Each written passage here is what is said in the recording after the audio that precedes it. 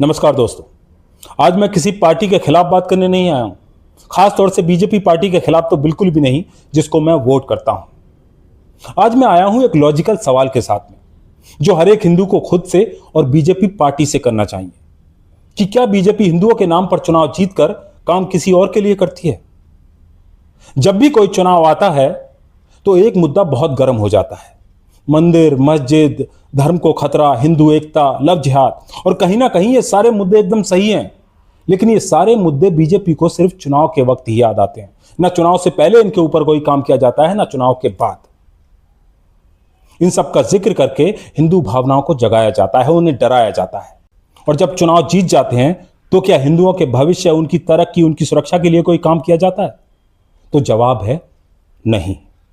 ना किसान हिंदू का जीवन बेहतर होता है, ना बेरोजगार हिंदू का, और मिडिल क्लास हिंदू का जीवन तो बिल्कुल भी नहीं। दरअसल हम वोट देते वक्त सिर्फ हिंदू होते हैं, लेकिन जब सरकार बनने के बाद नीतियां बनाई जाती हैं तो हम महज एक टैक्स पेयर नागरिक बन जाते हैं। मेरा सवाल उन बेवकूफ विरोधी पार्टियों की तरह नहीं है कि मंदिर क्यों बनाया। अरे मंदिर बनाओ, खूब मंदिर बनाओ, रोज एक मंदिर बनाओ। अगर पैसे की जरूरत है तो हमसे लो, हम चंदा देंगे। लेकिन हिंदू युवाओं को नौकरी कौन देगा? हिंदू बेटियों की सुरक्षा के लिए काम कौन करेगा?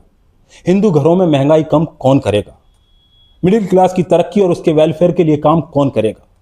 इस देश से बाहर रह रहे हिंदुओं की सुरक्षा के लिए काम कौन करेगा? मेरा यह सवाल है बीजेपी से।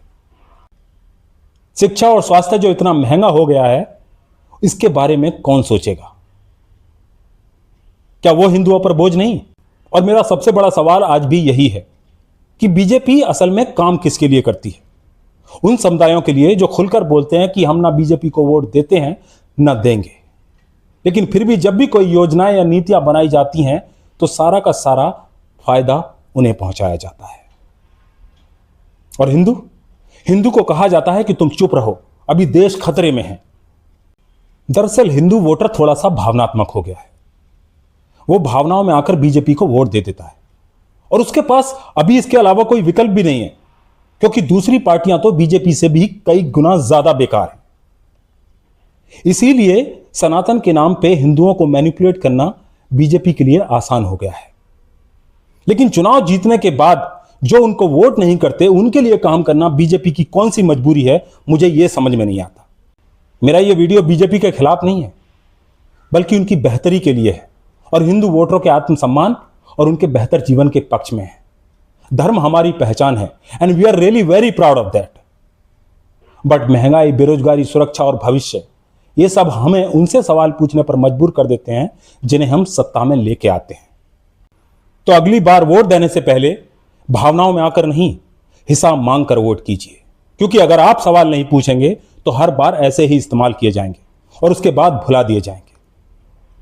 तो अगर आपको मेरा यह वीडियो अच्छा लगा हो तो वीडियो को शेयर कीजिए, चैनल को सब्सक्राइब कीजिए और कमेंट सेक्शन में अपनी राय जरूर दीजिए। और हां, सवाल पूछना बंद मत कीजिए। जय हिंद, जय भारत।